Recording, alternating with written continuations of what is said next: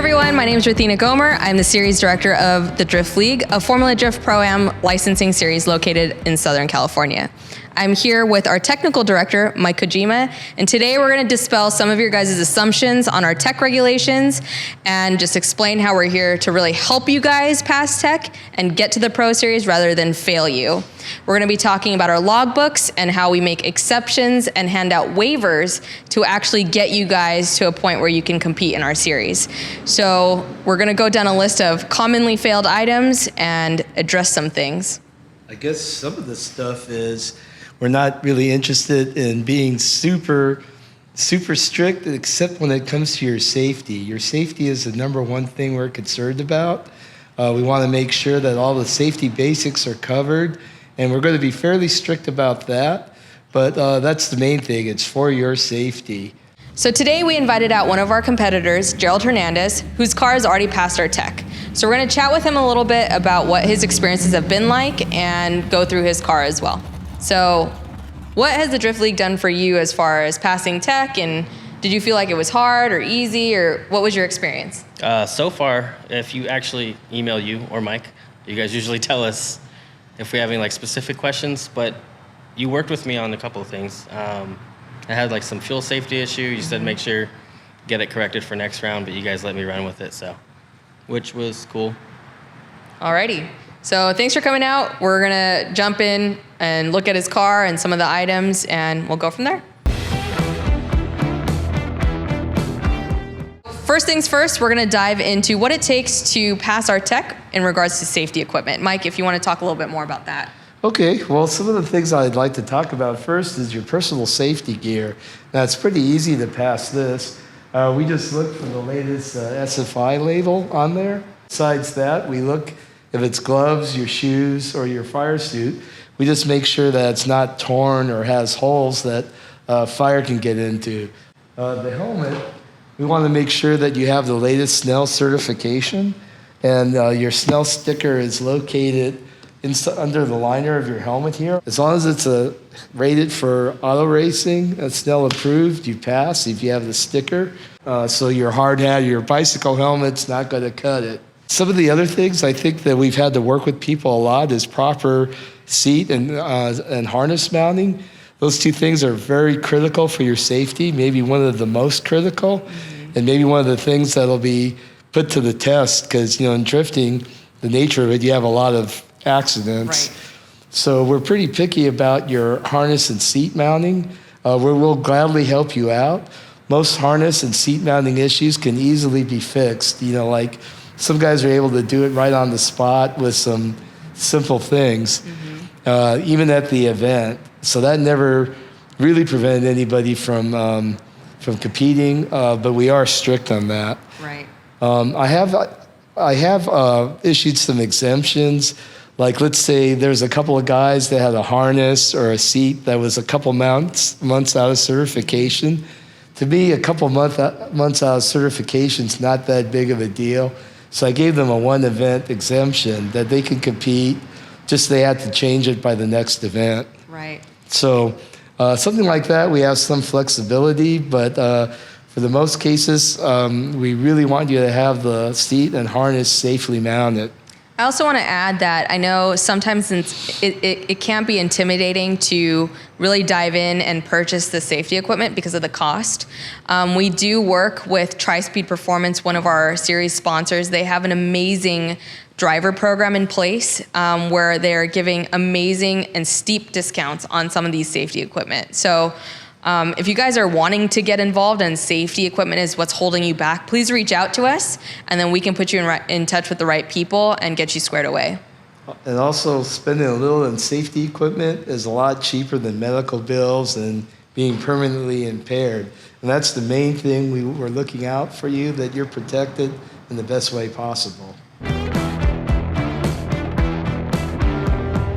So next thing that we commonly see as a failed item are fuel cells. So we're gonna talk a little bit more about what we can do to pass you guys and how it can be relatively affordable and easy to pass our tech. One of the first things is that the stock fuel system, and more specifically the stock gas tank, is completely legal for Drift League.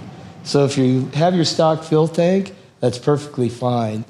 One of the other things is that our fuel cell requirements is that you have to have an SFI certified fuel cell. There is an exception, Jazz fuel cells. This is because all Jazz fuel cells are capable of being SFI certified, but you just pay extra for the documentation. All cells will pass. This is because they all have a bladder and foam in them. So even if they don't have the sticker, they'll still pass you. Otherwise, SFI only. Some of the things that we look at is if your fuel cell has to be sturdily mounted to the structure of the car. Nice, sturdy, welded, fabricated things, or a floor, hole cut in the floor that's reinforced that the fuel cell's bolted into. Like if your fuel cell is held in by a few sheet metal screws, that's not going to cut it. One of the things that we fail people for that's easy to correct is the fuel tank vent. The fuel tank vent is just a line. It has to go outside of the driver's compartment, and it has to have a 360-degree loop put in it in case you roll over so the fuel won't spill out, or it has to have a one-way check valve. That's the thing that we failed people on, but it can be fixed really quick. Some of the other things I might look for is properly mounted fuel pump, lines, and some of the wiring. It's just that your lines should be the proper material, routed and mounted so it doesn't chafe or rub on anything metal where you can get a hole, or mounted next to something super hot where it could like melt and cause a fire. That's kind of common sense, but we've seen that, like rubber lines right next to a super hot exhaust. So that's not going to cut it. If the lines have to go through the driver's compartment, they have to be behind a metal shield, like aluminum sheet metal will be fine, but any part of the fuel system or the oil system or the cooling system has to be behind metal shields. That's about it, right? I think so. It's not that hard. We'll be willing to work with you. If you have questions, take a picture of it, show me, and I'll help you any way I can. But it's mostly common sense, and it's nothing that's that difficult or that expensive to comply with. Next thing we're going to talk about is roll cages. Some of the most commonly things that we see that don't pass is that the structure of the cage is just deemed unsafe, or the lack of anti-wheel intrusion bars. Mike, if you want to talk a little bit about some of the solutions and what we could do to help our competitors address that. It's actually pretty easy and pretty inexpensive to add the wheel anti-intrusion bars. It doesn't cost that much or take that long.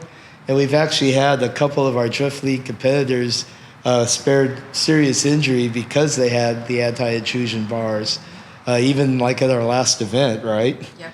Some of the things I've seen in failed cars for the roll bar is missing required bars, like missing door beams, missing back legs to hold the cage in, believe it or not. Another thing I look at is to make sure the welds go 360 degrees around all the tubes.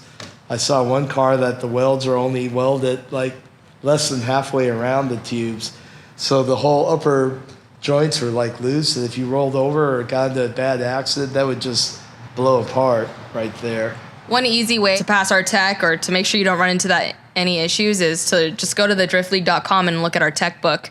Everything is drawn out in diagrams and very clearly specified. So if you're getting ready to build a cage, we'd encourage you to just take a quick glance at that, take it to your fabricator, and have them work based off of that rule book. Yeah, and if you see things like welds halfway around your tubes, that's incompetent work by your fabricator. And my suggestion is you need to have a talk with them and either have them fix it or give you your money back, because that's not really excusable on their part, and that's really dangerous. Again, we're just looking out for your safety. Our biggest concern is your safety and well-being. So another commonly failed item that we encounter is improper placement or improper functionality of your kill switch. Super easy to fix and address, but I'm going to have Mike talk a little bit more on what those solutions are.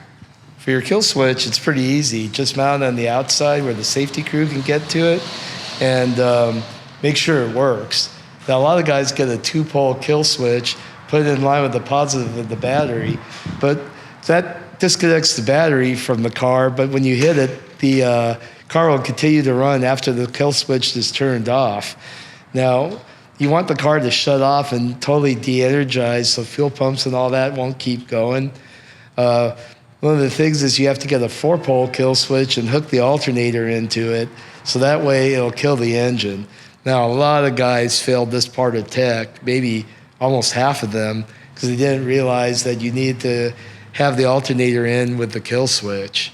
So easy fix, just be expecting that, and when you hit this, the engine got to shut off too. Next, we're going to discuss some of the common misconceptions with our tire rule. Mike, if you want to talk a little bit about some of the regulations and where we have it limited at. So ours are pretty close to the Pro2 rules. We were putting a cap of 255 on the tire size to help hold costs down and to even out the playing field. Now, I know some of you want to put big, fat, sticky tires and turn up the power on your motors and kick everyone's butt, but we want to keep it a little bit more even and cheaper to run. So in Pro2, you have to run a 255, same thing with us. Also, your UTQG tire wear rating has to be above 160. That way you can't get crazy, sticky, fast-wearing R-compound tires and kick everybody's butt. Another thing, this is another thing we've done to hold expenses down, and that's pretty simple. Yeah, and this is a great opportunity for us to discuss about our tire program that we have with Milestar Tires, our title sponsor. They currently offer a great discount for our drivers at a guaranteed price of $60 before tax out the door before tires for every single registered driver. So this is another way that if you'd like to compete in our series and keep your costs down, this is a great opportunity for you. That's a damn good price for tires. Oh yeah, it really is.